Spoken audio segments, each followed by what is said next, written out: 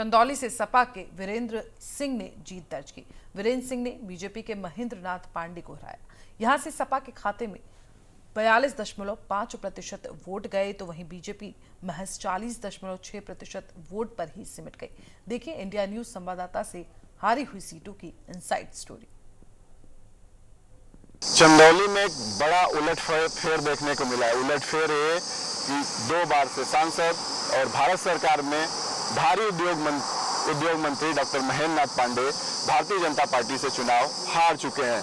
हारने के पीछे तमाम इनसाइड स्टोरीज हैं, लेकिन स्टोरीज के अलावा अगर हम कैलकुलेशन की बात करें तो क्या कैलकुलेशन है, कौन सी विधानसभा हारे हैं उसकी अगर बात करते हैं तो टोटल अगर बात करें तो 21,500 वोट के आसपास से वीरेंद्र सिंह जो समाजवादी पार्टी के हैं उन्होंने डॉक्टर महेंद्र नाथ पांडे को शिकस्त दी है।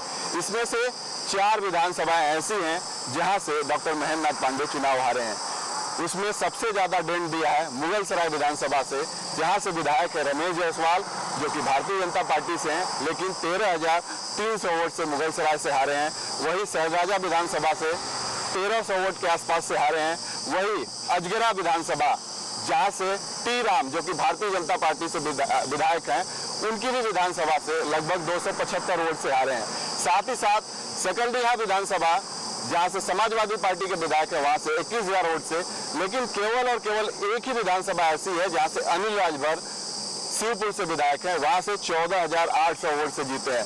तो देखा अगर जाए तो 4 विधानसभाओं से हारे हैं, जिसमें 3 विधानसभा में भारतीय जनता पार्टी के विधायक हैं। सहजराजा की बात करते हैं तो वहां से सुशील सिंह विधायक हैं, मुगलसराय से रमेश जायसवाल विधायक हैं और अजगरा से टी राम विधायक हैं।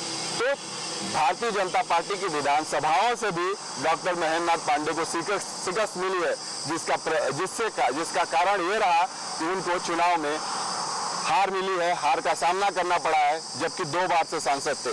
तो इस पे काम करने की जरूरत है। तमाम सारी चीजें चल रही हैं। कल एक फेसबुक पोस्ट भी लिखा था जो सुशील सिंह विधायक हैं सहजराजा से, उन्होंने लिखा था कि हार की जिम्मेदारी केवल विधायकों और राज्यसभा सांसदों की नहीं है, संगठन की भी है। मैं आपको बताऊं, यहाँ पे भारतीय जनता पार्टी ने 2 राज्यसभा सांसद भी बढ़ाया है, जिसमें साधना सिंह और दर्शना सिंह 2 राज्यसभा सांसद भी हैं। तो कुल देखा जाए तो यहाँ राज्यसभा सांसद, 3 विधायक और 1 मंत्री भी हैं अनिल राजभर। उसके बावजूद चंदौली की लोकसभा सीट भारतीय जनता पार्टी हार चुकी है और कद्दावर नेता डॉक्टर महेंद्र नाथ पांडे जो कि केंद्र सरकार में मंत्री भी रहे, वो भी चुनाव हार चुके हैं। चंदौली से इंडिया न्यूज के लिए अवनीश। वहीं एटा से सपा को जीत मिली। सपा के देवेश शाक ने बीजेपी के राजीव सिंह को हराया। सपा को 47.1% वोट मिले। वहीं दूसरी ओर बीजेपी के खाते में 44.3% वोट आए। अब देखिए विधानसभा वार क्या स्थिति रही। एटा लोकसभा सीट से दिग्गज नेता राजू भैया 27,611 वोटों से पराजय घोषित हुए हैं। पराजय घोषित होने का कारण था बीजेपी का अब की बार राम मंदिर काम नहीं आया। देवेश शाक समाजवादी पार्टी के प्रत्याशी हैं। देवेश शाक पहली बार एटा लोकसभा से चुनाव लड़े थे और विजयी घोषित हुए हैं। विधानसभा एटा में राजवीर सिंह और राजू भैया 15,680 से पराजय हुए हैं। 15,680 से समाजवादी पार्टी की लीड हुई है, जबकि एटा विधानसभा पर भारतीय जनता पार्टी के विधायक हैं जो कि विपिन कुमार डेविड हैं और महरेरा से बीरन सिंह वर्मा विधायक हैं। वहां से राजू भैया को 3276 वोटों से जीत हासिल की है। जहां के देखते हैं कासगंज जनपद की कासगंज सदर सीट से देवेंद्र सिंह वर्मा विधायक हैं। वहां से देवेंद्र सिंह वर्मा के कथित प्रयासों से 23,440 वोटों से राजू भैया विजयी घोषित हुए हैं। अमापुर विधानसभा को लिया जाए, अमापुर विधानसभा हरिओम वर्मा भारतीय जनता पार्टी के सिटिंग एमएलए हैं। वहां पर 4788 वोटों से राजू भैया को जीत हासिल हुई है। जहां की पटियाली विधानसभा नादरा सुल्तान समाजवादी पार्टी की विधायक हैं और नादरा सबसे बड़ी लीड 42,648 वोट से समाजवादी पार्टी के प्रत्याशी की विजयी घोषित हुए हैं। जबकि अब की बार राम मंदिर भारतीय जनता पार्टी के काम नहीं आया। राजवीर सिंह उर्फ राजू भैया कल्याण सिंह मुख्यमंत्री उत्तर प्रदेश सरकार के हिंदुत्व के नेता थे और एक बार कल्याण सिंह जी यहाँ पर सांसद रहे हैं, एक दो बार राजवीर सिंह और राजू भैया सांसद रहे हैं और तीसरी बार पुनः सांसद के प्रत्याशी थे। राजू भैया सांसद चुनाव एटा लोकसभा से हार चुके हैं। 27,611 वोटों से राजू भैया ने चुनाव हारा है। पिछली बार राजवीर सिंह और राजू भैया एटा लोकसभा से 2019 में 1.25 लाख वोटों से विजयी घोषित हुए थे। अब की बार भारतीय जनता पार्टी ने भरोसा नहीं जताते हुए राजू भैया चुनाव भारतीय जनता पार्टी से हार चुके हैं। मनोज कुमार, इंडिया न्यूज, एटा से। वहीं फतेहपुर से सपा के नरेश उत्तम पटेल ने जीत दर्ज की। नरेश उत्तम पटेल ने बीजेपी की साध्वी निरंजन ज्योति को हराया। सपा के खाते में 45.2% वोट गिरे तो वहीं बीजेपी के खाते में 42.2% वोट आए। अब देखिए विधानसभा वार क्या स्थिति रही। फतेहपुर लोकसभा सीट के जो चुनाव परिणाम सामने आए हैं वो बीजेपी नेताओं को टेंशन देने वाले हैं। फतेहपुर जिले में 6 विधानसभाएं हैं, जिसमें 3 विधानसभा में बीजेपी के विधायक काबिज हैं और एक में बीजेपी के सहयोगी दल अपना दल के विधायक हैं, जबकि 2 विधानसभा में समाजवादी पार्टी का कब्जा है। लेकिन जिस तरीके लोकसभा चुनाव में नतीजे आए हैं तो विधानसभा वार में 2 विधानसभा यानी खागा और अयासा में ही बीजेपी जीत पाई है। बाकी 4 विधानसभाओं में बीजेपी की साध्वी निरंजन ज्योति जो प्रत्याशी थी उनकी करारी हार हुई है। जिन विधानसभाओं में बीजेपी प्रत्याशी साध्वी निरंजन ज्योति हारी हैं वहां बीजेपी के विधायक काबिज हैं और अपना दल यश के साथ साथ सदर और हुसैनगंज सीट भी शामिल है जो समाजवादी पार्टी के कब्जे में है।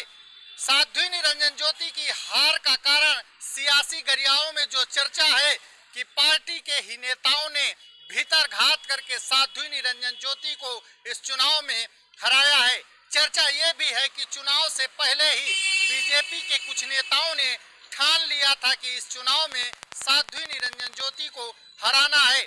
जो नतीजे सामने आए हैं उसमें भाजपा के संगठन के नेताओं को टेंशन देने वाले हैं कि भाजपा जिन विधानसभाओं में काबिज है वहीं से ही साध्वी निरंजन ज्योति को हार मिली है। भीतरघात करने वालों की अगर बात करें तो भाजपा के ही कुछ विधायक शामिल हैं और जिले के कई बड़े नेता भी इसमें शामिल हैं। फिलहाल साध्वी निरंजन ज्योति चुनाव हारने के बाद भीतरघात करने वाले नेताओं की लिस्ट बना करके दिल्ली पहुंची हैं, जो संगठन के समक्ष उस सूची को रखेंगी। ऐसा माना जा रहा है कि जिले के भाजपा के कुछ बड़े नेताओं पर संगठन जल्द ही कार्रवाई कर सकता है। रिजवानुद्दीन के साथ अनूप तिवारी, इंडिया न्यूज, फतेहपुर। वहीं लखीमपुर खीरी से सपा के उत्कर्ष वर्मा ने बीजेपी के अजय मिश्र टैनी को हराया। अब देखिए विधानसभा वार क्या स्थिति रही। लखीमपुर खीरी की दोनों लोकसभा सीटों पर बीजेपी को करारी हार का सामना करना पड़ा है। लखीमपुर खीरी में कुल 8 विधानसभाएं आती हैं, जहां पर 8 विधानसभा पर बीजेपी के विधायक हैं। जहां लखीमपुर खीरी की बात करें तो एक विधानसभा में बीजेपी को जीत हासिल हुई है, जो कि निघासन विधानसभा है और केंद्रीय गृह राज्य मंत्री अजय मिश्र टेनी का गढ़ है। वहां से शशांक वर्मा विधायक हैं, जहां से उन्हें 17,000 कुछ वोटों से उन्हें जीत हासिल हुई है। और उन्हीं की अन्य विधानसभाओं की बात करें तो बलिया विधानसभा में भी बलिया विधानसभा से रोमी साहनी विधायक हैं, जहां भी उन्हें भी हार का सामना करना पड़ा है। श्रीनगर की बात करें तो श्रीनगर से मंजू त्यागी विधायक हैं, वहां पर भी करारी हार मिली है। और गोला विधानसभा की बात करें तो गोला विधानसभा में भी करारी हार का बीजेपी को सामना करना पड़ा है। सदर विधानसभा की बात करें तो यहाँ से योगेश वर्मा विधायक हैं, जहाँ से वह बीजेपी को नहीं जिता सके और बीजेपी को करारी हार का सामना करना पड़ा है। वहीं धौरारा लोकसभा की बात करें तो वहाँ पर 3 विधानसभा आती हैं, जिसमें 2 विधानसभा सीतापुर में आती हैं, हरगांव और मोहली। कुल 5 विधानसभा वहाँ पर भी हैं। वहाँ से धौरारा विधानसभा से जो है वहाँ से भी हार का सामना करना पड़ा है। मोहम्मदी विधानसभा में भी बीजेपी को करारी हार का सामना करना पड़ा है। मोहली और हर गांव में भी बीजेपी को करारी हार का सामना करना पड़ा है। बात करें 8 विधानसभाओं में बीजेपी के विधायक हैं, लेकिन वह भारतीय जनता पार्टी के प्रत्याशियों को जिताने में नाकाम साबित हुए हैं। कहीं ना कहीं देखने वाली बात यह है कि आखिर विधानसभाओं में बीजेपी के विधायक होने के बावजूद भी बीजेपी को के प्रत्याशियों को नहीं जिता पाना कहीं ना कहीं एक प्रश्न चिन्ह खड़ा होता है। लखीमपुर खीरी से अजय मिश्रा, इंडिया न्यूज। वहीं प्रतापगढ़ से सपा के शिवपाल सिंह पटेल ने जीत दर्ज की है। शिवपाल सिंह ने बीजेपी के संगम लाल गुप्ता को हराया। यहां से सपा को 46.7% वोट मिले, तो वहीं बीजेपी के खाते में सिर्फ 39.7% वोट ही गए। अब देखें विधानसभा वार स्थिति। प्रतापगढ़ में भाजपा प्रत्याशी संगम लाल गुप्ता के ऊपर जहां भारतीय जनता पार्टी ने दोबारा भरोसा किया और उनको दोबारा टिकट दिया, वही भारतीय जनता पार्टी के प्रत्याशी अपने ही विधायक के क्षेत्र में हार गए। बात करेंगे सदर विधानसभा क्षेत्र की, जहां राजेंद्र मौर्य जो बीजेपी के विधायक हैं, उनके क्षेत्र से 9,069 वोट से भारतीय जनता पार्टी के प्रत्याशी हार गए। उसके बाद पूर्व कैबिनेट मंत्री जो भारतीय जनता पार्टी के कद्दावर नेता हैं, उनके क्षेत्र पट्टी विधानसभा से सर्वाधिक वोटों से संगम लाल गुप्ता पराजित हुए, जहां 35,000 से अधिक वोटों से उनको हार का सामना करना पड़ा। इस तरह से बात करेंगे रानीगंज विधानसभा क्षेत्र की, जहां रानीगंज विधानसभा क्षेत्र में तकरीबन 14,000 से अधिक वोटों से भाजपा प्रत्याशी को हार का सामना करना पड़ा, जबकि वहां भाजपा के वरिष्ठ नेता पूर्व विधायक धीरज ओझा का कब्जा माना जाता है और क्षेत्र में पैठ मानी जाती है। इस तरह से रामपुर खास में जहां कांग्रेस की विधायक मोना मिश्रा जो प्रमोद तिवारी की बेटी है, वहां 10,146 वोट से हार का सामना करना पड़ा। वहीं विश्वनाथगंज की बात करेंगे, जहां भाजपा और अपना दल के संयुक्त विधायक यानी अपना दल से विधायक जीतलाल पटेल है, सिर्फ भारतीय जनता पार्टी के प्रत्याशी वही जीत दर्ज कर सके और वहां 3,000 से अधिक वोटों से वह जीत दर्ज कर सके। इस तरह से कुल मतदाताओं की बात करेंगे, कुल वोटों की बात करेंगे और कुल पड़े वोट की बात करेंगे तो 4,41,932 वोट समाजवादी पार्टी के एसपी सिंह पटेल को मिला, जबकि 3,75,726 वोट भारतीय जनता पार्टी के प्रत्याशी संगम लाल गुप्ता को मिला। कुल 66,206 वोट से भारतीय जनता पार्टी के प्रत्याशी संगम लाल पराजित हुए। लेकिन सदर क्षेत्र में जहां उनके विधायक हैं, रानीगंज क्षेत्र में जहां उनके कद्दावर नेता पूर्व विधायक हैं और पट्टी विधानसभा क्षेत्र में जहां सबसे बड़े दिग्गज नेता सूबे के राजेंद्र प्रताप सिंह मोती सिंह हैं और पूर्व कैबिनेट मंत्री हैं, उनकी पैठ मानी जाती, उनके इलाके से सर्वाधिक वोटों से संगम लाल गुप्ता हार गए। इस तरह से कहा जाए तो प्रतापगढ़ में जहां रघुराज प्रताप सिंह राजा भैया के समर्थक जो समाजवादी पार्टी के साथ खड़े नजर आए और प्रमोद तिवारी ने जहां घेरेबंदी की इंडिया अलायंस के साथ, वहीं भाजपा की नैया डुबोने में उनके अपने ही सहभागी बने और जहां वरिष्ठ नेताओं के गढ़ से, अपने विधायक के गढ़ से भारतीय जनता पार्टी के संगम लाल गुप्ता को हार का सामना करना पड़ा। Shiv Mohan Shukla, Pratapgarh, India news. वहीं रामपुर से सपा के मोहिबुल्ला खान जीते। मोहिबुल्ला खान ने बीजेपी के घनश्याम सिंह लोधी को हराया। सपा के खाते में 49.7% वोट गए, तो वहीं बीजेपी के खाते में 40.7% वोट आए। अब देखें विधानसभा वार स्थिति। रामपुर लोकसभा के अंदर जिस तरह से भाजपा की करारी हार हुई है, उसमें मैं आपको बता दूं कि विधानसभा वार किस तरह से ये आंकड़े रहे हैं, हार जीत का जो अंतर था वो कहां से कितना था, मैं बता देता हूं आपको। शुरू करते हैं रामपुर से। रामपुर में इस टाइम भारतीय जनता पार्टी के विधायक आकाश कुमार सक्सेना विधायक है और इस विधानसभा में भारतीय जनता पार्टी 38,000 वोटों से हारी है। और वहीं अगर मैं बात करूं स्वार विधानसभा की, तो स्वार विधानसभा में भी भाजपा के गठबंधन का विधायक है और वहां 47,000 से 48,000 वोटों तक की हार भारतीय जनता पार्टी को मिली है। तो वहीं अगर मैं बात करूं चमरौवे की, तो चमरौवे में भी 38,000 वोटों से भारतीय जनता पार्टी हारी है। तो जो राज्य मंत्री है बलदेव सिंह होलक, उनकी विधानसभा में 20,000 वोटों से भारतीय जनता पार्टी ने बढ़त बनाई थी, तो वहीं राजबाला जो मिलक की विधायक है वहां से भी 19,000 से उन्होंने बढ़त बनाई थी। यानी कि रामपुर में 2 विधानसभाएं भाजपा ने जीती और 3 विधानसभाएं रामपुर में हारी है। हार के बाद जिस तरह से भारतीय जनता पार्टी को करारी ये चोट लगी है, उसमें 87,434 वोटों से रामपुर की इस लोकसभा को भारतीय जनता पार्टी ने हारा है और समाजवादी पार्टी ने अपना खोया हुआ किला जो चला गया था उसको वापस पाया है। इंडिया न्यूज के लिए फहीम खान, रामपुर। वहीं श्रावस्ती से सपा के राम शिरोमणि ने बीजेपी के साकेत मिश्र को हराया। राम शिरोमणि को 48.8% वोट मिले, तो वहीं बीजेपी के खाते में 41.5% वोट आए। अब देखें विधानसभा वार स्थिति।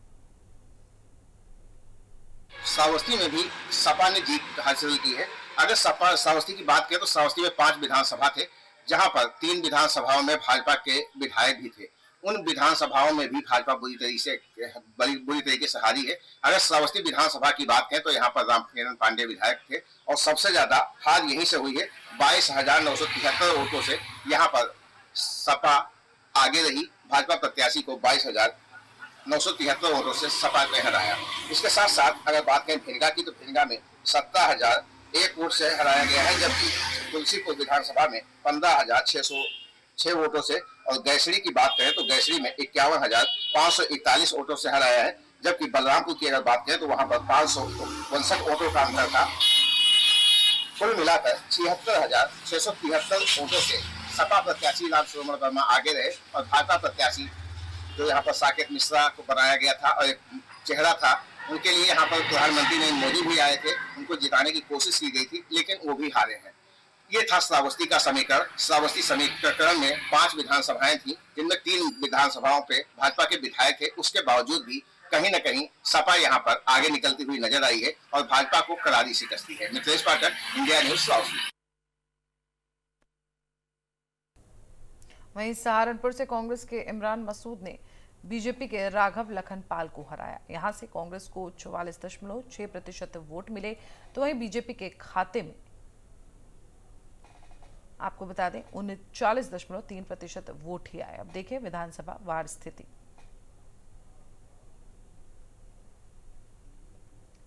तो ग्राफिक्स के जरिए हम आपको दिखा रहे हैं क्या है विधानसभा वार स्थिति, किस तरह से बीजेपी को हार का सामना करना पड़ा, वहीं सपा ने बाजी मारी। सपा और कांग्रेस की अगर हम बात करें तो सपा और कांग्रेस ने राज्य में बड़ी जीत हासिल की है, वहीं बीजेपी को कहीं ना कहीं शिकस्त का सामना करना पड़ा। अगर हम 2024 और 2019 के मुकाबले नतीजों को देखें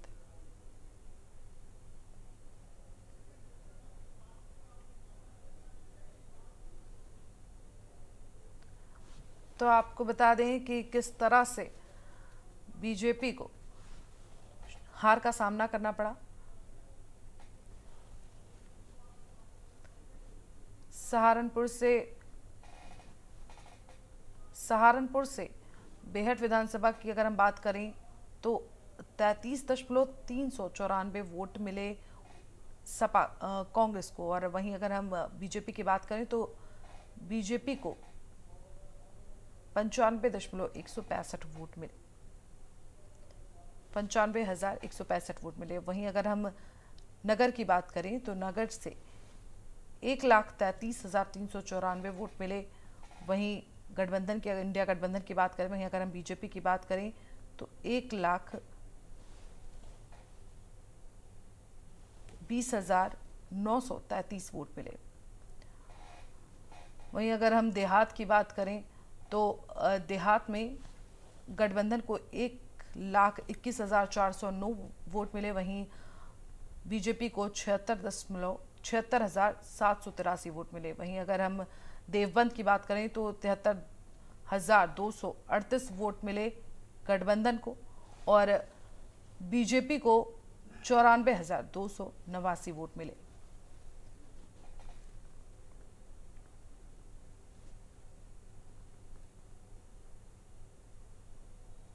वहीं मोहनलालगंज से सपा के R.K. चौधरी ने बीजेपी के कौशल किशोर को हराया। सपा के खाते में 48.5% वोट आए, तो वहीं दूसरी ओर बीजेपी के खाते में 43.4% वोट मिले। अब देखिए विधानसभा वार स्थिति। अगर हम मोहनलालगंज की बात करें तो 1,28,032 वोट सपा को मिला और बीजेपी की अगर हम बात करें तो 96,303 वोट मिले बीजेपी को। अगर हम मलिहाबाद की बात करें तो 1,04,000 वोट सपा को मिला, यानी गठबंधन को मिला। और अगर हम बीजेपी की बात करें तो 90,000 से ही बीजेपी को संतोष करना पड़ा। वहीं अगर हम सिधौली की बात करें तो 1,36,120 वोट सपा को मिला और अगर हम बीजेपी की बात करें तो 8,32 वोट बीजेपी को मिले। माफ कीजिएगा, 80,032 वोट। वहीं प्रयागराज से कांग्रेस को जीत मिली। कांग्रेस के उज्जवल रमण सिंह ने बीजेपी की नीरज त्रिपाठी को हराया। कांग्रेस को 48.8% वोट मिले, तो वहीं बीजेपी के हिस्से में 42.6% वोट आए। अब देखिए विधानसभा वार स्थिति। करछना की अगर हम बात करें तो यहां पर कांग्रेस को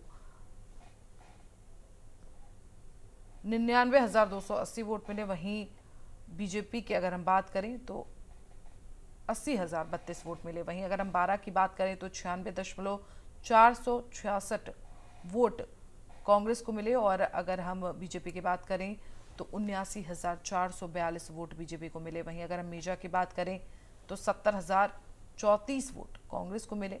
वहीं बीजेपी को 87,177 वोट मिले। वहीं अगर हम कुराव की बात करें तो 98,806 वोट कांग्रेस को मिले। बीजेपी को 86,422 वोट मिले। वहीं अगर हम शहर दक्षिणी की बात करें तो 79,381 वोट कांग्रेस को मिले और बीजेपी को यहां पर 86,312 वोट मिले।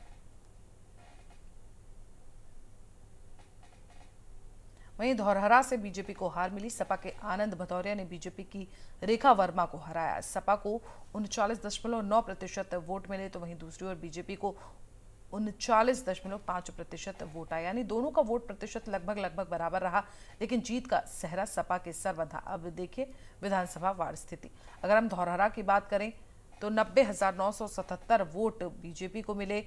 वहीं सपा को 84,845 वोट मिले। वहीं अगर हम कस्ता की बात करें तो 84,410 वोट मिले सपा को। वहीं बीजेपी को 78,691 वोट मिले। अगर हम मोहम्मदी सीट की बात करें तो वहां से 86,097 वोट सपा को मिले। वहीं 82,842 वोट जो है बीजेपी को मिले। वहीं हमीरपुर से बीजेपी के अनुराग ठाकुर अपनी सीट बचाने में कामयाब रहे। अनुराग ठाकुर ने सपा की सतपाल सिंह रायजादा को हराया। बीजेपी को 58%, तो सपा को 40.6% वोट मिले। अब देखिए विधानसभा वार स्थिति।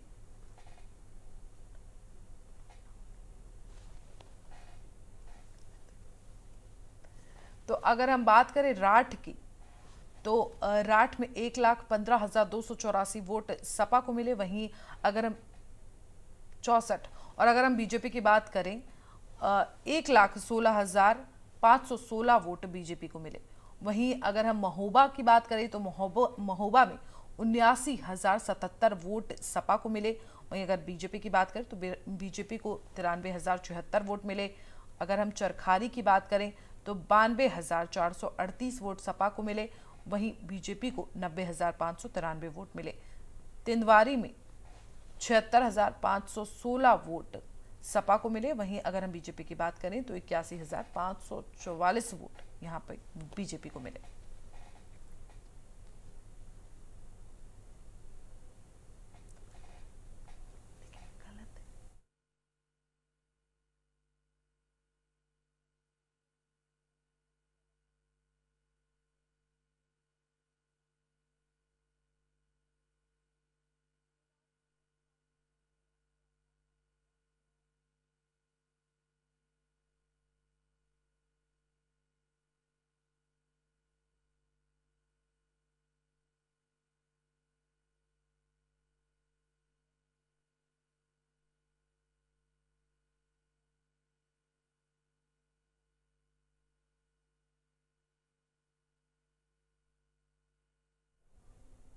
वहीं आजमगढ़ से सपा के धर्मेंद्र यादव को जीत मिली। बीजेपी के दिनेश लाल यादव उर्फ निरहुआ को हार का सामना करना पड़ा। सपा को 48.2% और बीजेपी को 32.9% वोट मिले। अब देखिए विधानसभा वार स्थिति।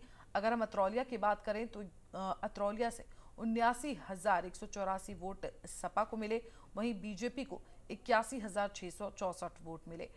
अगर हम फूलपुर पवई की बात करें तो यहाँ पर सपा को 86,743 वोट मिले, वहीं बीजेपी को 55,343 वोट मिले।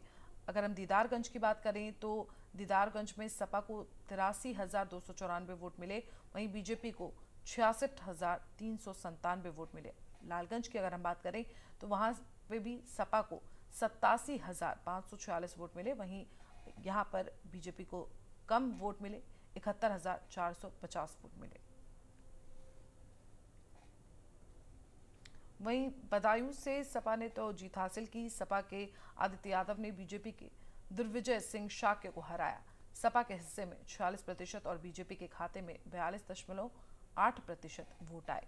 अगर हम सिलसिलेवार बताएं आपको तो गुन्नौर से सपा को 1,21,480 वोट मिले, वहीं बीजेपी की अगर हम बात करें तो 81,593 वोट मिले। और अगर हम सहसवान की बात करें तो 1,18,310 वोट मिले। और अगर हम बीजेपी की बात करें तो सहसवान से बीजेपी को 82,714 वोट मिले। वहीं अगर हम बिलसी की बात करें तो आपको बता दें कि जिस तरह से हमने आपको बताया सिलसिलेवार क्या स्थिति रही। वहीं अगर हम इटावा से सपा के जितेंद्र कुमार दोहरे की जीत की बात करें, वहां से उन्होंने जीत हासिल की है। बीजेपी के रामशंकर कठेरिया को हार का सामना करना पड़ा। सपा को 47.5% वोट मिले, तो वहीं बीजेपी के खाते में 41.8% वोट आए। तो अगर हम सिलसिलेवार आपको बताएं तो इटावा में सपा को 1,10,332 वोट मिले, वहीं बीजेपी को 1,07,239 वोट मिले। अगर हम भरथना की बात करें तो वहां पर सपा को 1,16,306 वोट मिले, वहीं बीजेपी को 90,601 वोट मिले। औरैया की अगर हम बात करें तो 88,556 वोट यहां पर सपा को मिला। और वहीं बीजेपी की अगर हम बात करें तो 74.609 वोट बीजेपी को मिला। तो आइए अब बात करते हैं एटा की, जहां पर सपा ने जीत हासिल की है। इटावा से सपा के जितेंद्र कुमार दोहरे को यहां से जीत हासिल हुई है। आपको बता दें अगर हम बात करें कि किसको कितने वोट मिले हैं तो एटा में सपा को 82,982 वोट मिले, वहीं बीजेपी को 98,462 वोट मिले। वहीं अगर महार हरा की बात करें तो 92,032 वोट सपा को मिले। मेरे साथ इस बुलेटिन में इतना ही। देश और प्रदेश